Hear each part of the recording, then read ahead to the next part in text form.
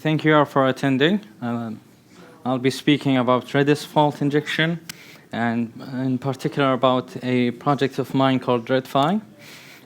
Just to give you a little brief about myself, my name is Khalid Lafi, for those of you who don't speak in Arabic. So it would be very hard to pronounce. It would be Khalid, like DJ Khalid, which made my life easier. So I work as a lead systems research engineer at a non-profit organization called Misk. It's an organization where we focus on building industrial R&D into becoming open source and helping others in building their own systems and in other many areas. I go by Lafi KL on GitHub and Twitter as well. So the outline of my talk will be introducing a project of mine that is very close to my heart. It's about resiliency testing and building toolkits and frameworks around it. And then we will speak about why Redis in particular. And I'll be introducing and doing a demo about RedFI. The first one is Resiliency Project. The goal of the platform is to have a set of tooling for systems that rely on core infrastructure pieces like Redis, Kafka, Cassandra, and such. Our aim, the pipe dream actually, it's not there yet, is to build tooling and programming models for these kind of scenarios. So why did we try to start with Redis first? Because a big part of the system that the project is partnering with industry projects and industry programmers as well. Looking at their projects, we saw that a big chunk of them were using Redis in so many scenarios. You would be seeing people that are using Redis for job queuing. You would be seeing them for caching and session storage, rate limiting, which we mentioned queuing. There's this website that does curating for queues, and if you scroll through it, you would see that Redis is actually mentioned in more than half of them. And to me, this begs the question of why Redis is being used a lot in these many scenarios without having proper testing and proper tooling around it. So just to give you an example of an incident that happened with one of our industry users. A few days ago, we had a customer that was facing a huge outage because they were seeing a lot of too many open connections in one of their subsystems that was a cloud function hosted on Google Cloud that was talking to a Redis job queuing system. And they were seeing these errors in their job queuing processing system.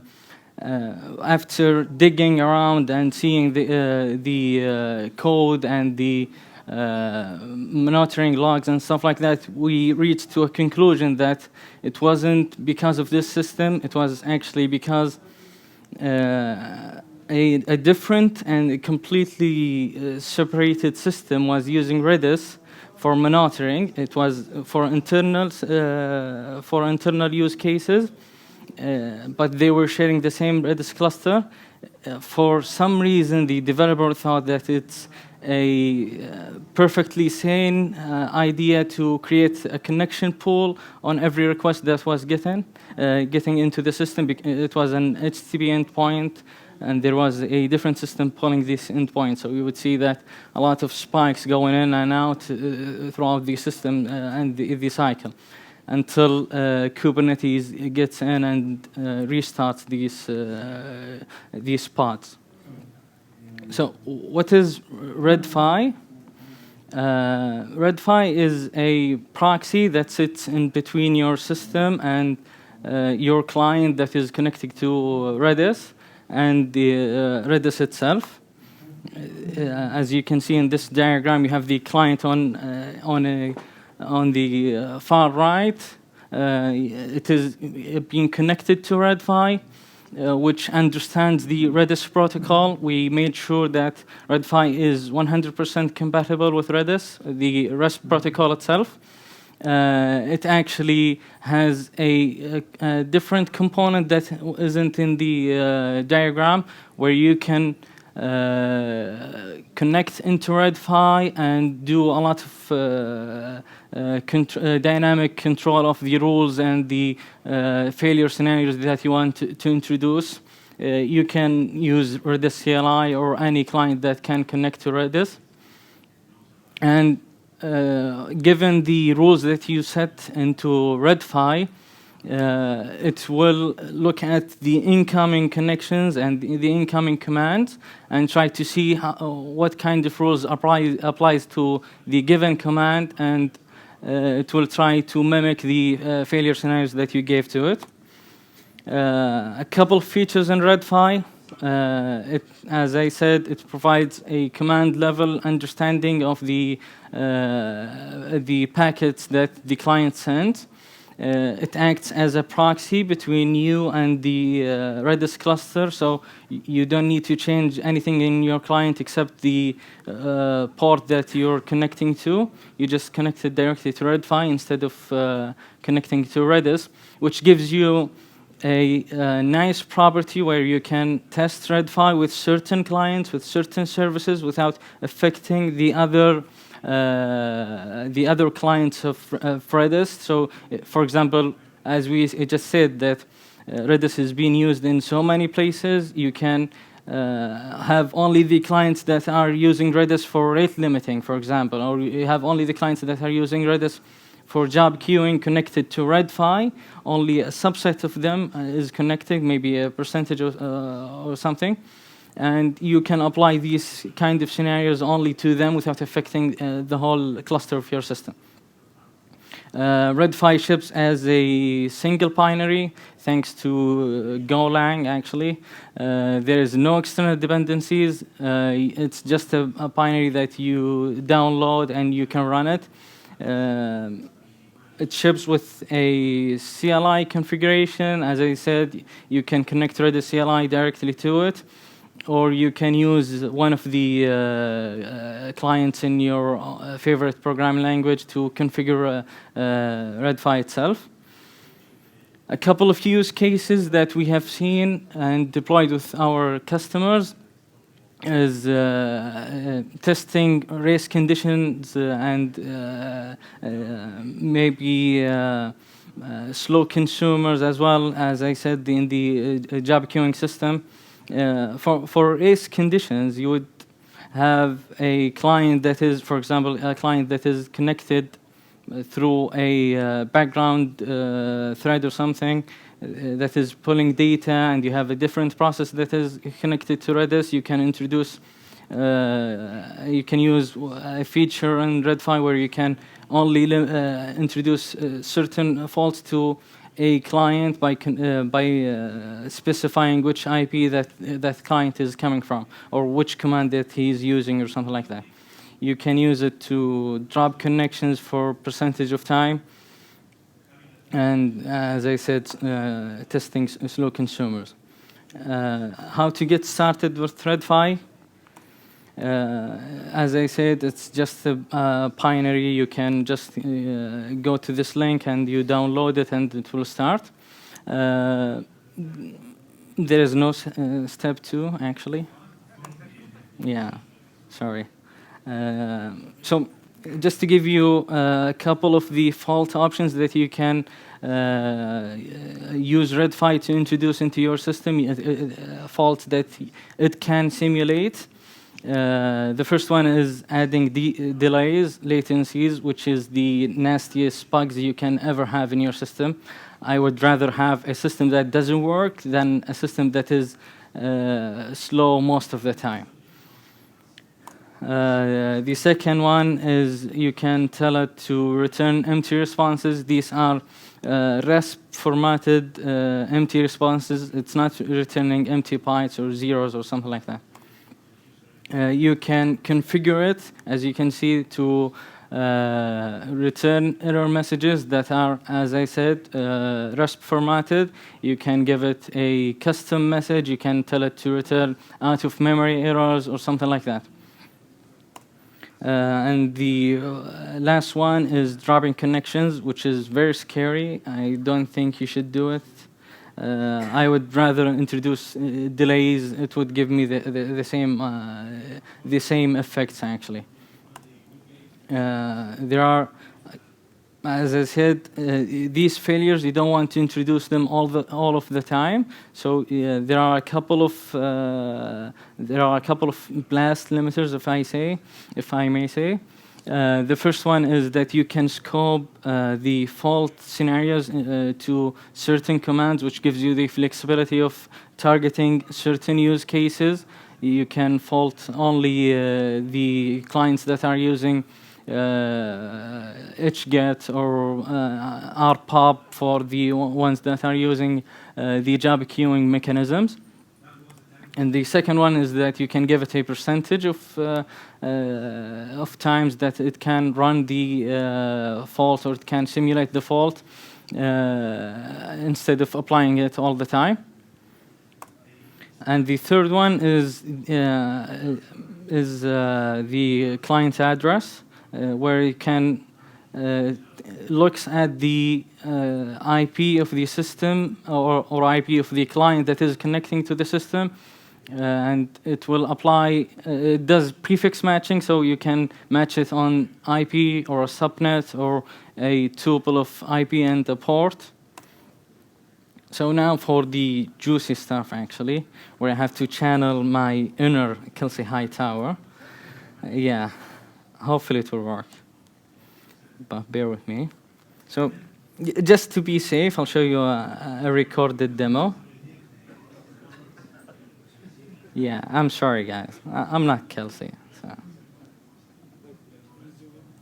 So this is, you know what, I'll just do it. Yeah. Actually, one of the reasons I want to do a demo is to show you my TMUX setup. So here you go. This is the truth, really. So what I'm going to test is a system that does job queuing, and there's a producer and there's a consumer. It uses an open source project. It's written in Go. I haven't used it in the project before. I just downloaded to do the demo itself because I don't want to use what you call the Sidekick, because I hate Ruby. Really, this is the truth. So here is the worker. It starts where is it? It's really hard to see when the light's on my face. So just bear with me. Is the lines of code are readable? Is it a good font? Yeah. Okay, good. So this worker, it will it mimics sending emails. It doesn't do anything actually. There's a counter and it increments it. And there's another one that does the job producing, where it enqueues jobs into Redis. The jobs are scoped as send email. It gives it an address or some garbage data. Really, you don't need to care about it actually. So if I run the producer, oh shit, sorry, I have to run RedFI first. So when I run RedFI, you would see that it starts listening on a custom port. It's not the default port of Redis. It's 8083, and it runs a different port that understands that as well understands the REST protocol. It's 6380, where I can connect to it through Red CLI, and I can do rule listing rules. There are any rules there yet. So if I run the producer, hopefully this time it will work. Yeah, dead. Thankfully. So I guess it's easy to do demo of codes. Yeah. We can do this, guys. It's all right. So when you want to add a role into RedFI, there's only one requirement. You have to give it a name, actually, which could be anything. So let's add latency 200. This is the name, and then I can give it a key value of the fault that I want to introduce, and hopefully a couple of blast limiters. Maybe the percentage, which is easier to write, actually. So if we say delay 2000, and then we do percentage 25, maybe. You see how these numbers have changed now when we added the latency, which is 2000, it's in milliseconds, so it would be 2 seconds. That is applied to 25% of the commands that are coming through. If I do rule list, it will rule. Okay, good. So it will show me how many hits this rule got, how many times we actually applied it. Because we're limiting it by the percentage, it will show me how many times it got applied only, not how many times we matched on it. So if I do rule del, which actually deletes a rule, we should see that things will go back to normal. Yeah. As you can see here, the number got increased. It's no longer on a couple of percentage. So who's feeling adventurous now? What do you want us to try? What is it? Just tell me something. You know, return an error out of memory? Yeah, we'll try this.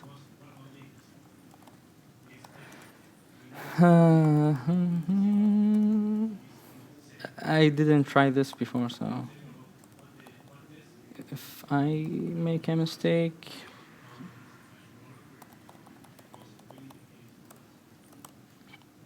um, 50%. Finger crossed. Okay, it worked. Get an error here. This one is stuck because I don't do proper cleanup after myself. I'm sorry, guys. Shit happens.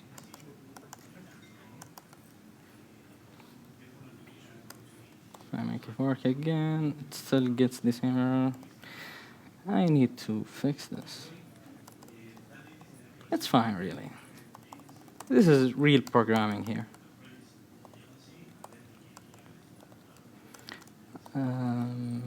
Let's delete this rule. It's a bad one, actually. Rule last.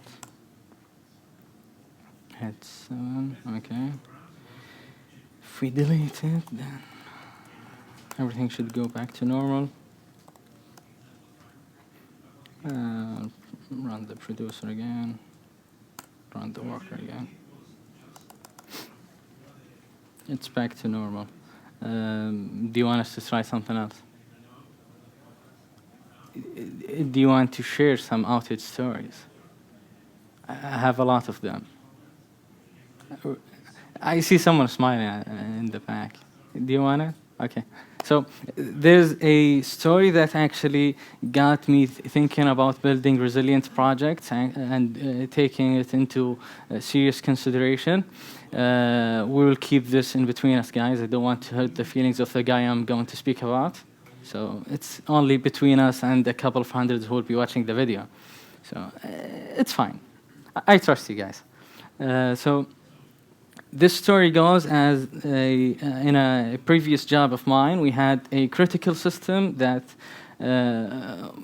we do calculations on events that were coming through. There was, I think per second we were processing around 30K or something like that. We were using Kafka, Elasticsearch, Redis to keep some of the state as a shared memory between all of these workers. And the real beauty and the issue in this system, we had to justify every action that we've made throughout the system, how we reach certain calculations.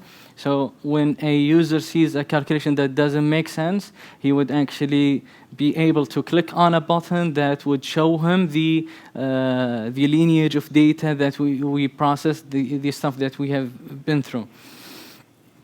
But before giving this system to our customer, one of them actually asked for, my computer is about to die because I'm processing a lot of jobs, so I'll just stop it.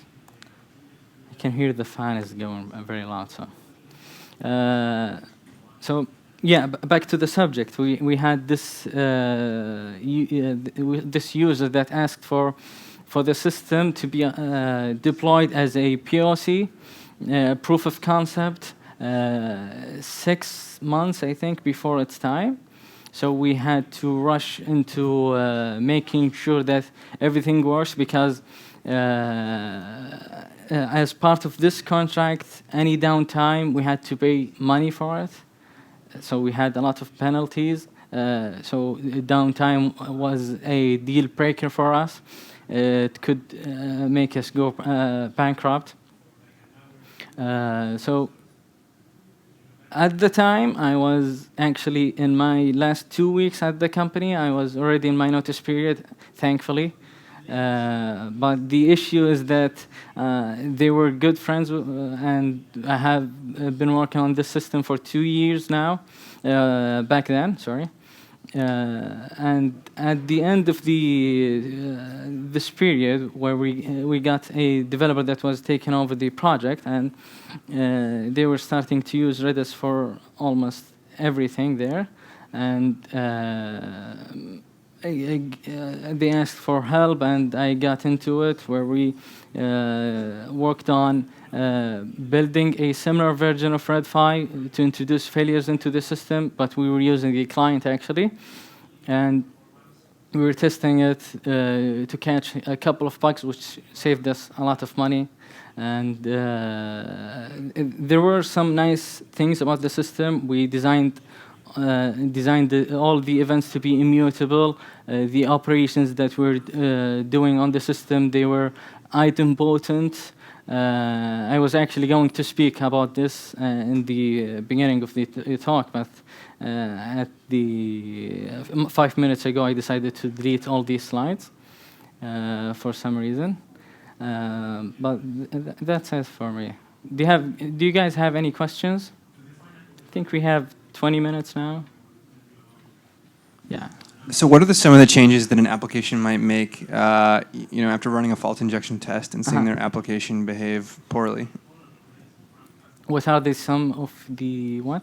What changes might the application owner... So let's say we give an application RedFi and we inject 100 milliseconds of latency and we have an outage. Mm-hmm. What kind of changes are you going to recommend that the application owner makes? Basically, is there a guide for, okay, I run a RedFi injection test, what do I do with the results of that, and how do I change my application to be more resilient? This question was about the section that I've deleted 5 minutes ago. You're making me mad now. So I'll just do it out of memory without looking at the slides. There are a couple of good references. There's a paper by James Hamilton. He's now the VP of infrastructure at AWS. The paper, I think it was called "Designing Internet Scale Services." where it was published a decade ago, but we're still catching up. The industry is still catching up with the ideas there. We were talking about doing production testing, doing failure injection and stuff like that, way before anyone else was doing it. To me personally, I like to have my systems to be immutable, designed for failure. When you see a failure, if your system is immutable and the operations are idempotent, you can always retry these operations. Yes, some of these operations are not retryable by nature, like sending an email, but you can push these kind of guarantees to a higher level, which actually a good resource that talks about it is it's a different paper called End-to-End Argument of System Design, where it talks about making trade-offs in networked systems. It gives a lot of examples on how you do message hacking, message deduplication, stuff like that. And there's actually the most important resource is a book called Release It. It's by Michael Nygaard. Hopefully I didn't butcher his name. There's a new release that got out a couple of weeks ago, I think, where he got a lot of updates and new chapters that talks in depth about these kind of scenarios. Does that answer your question? Okay. Who's else?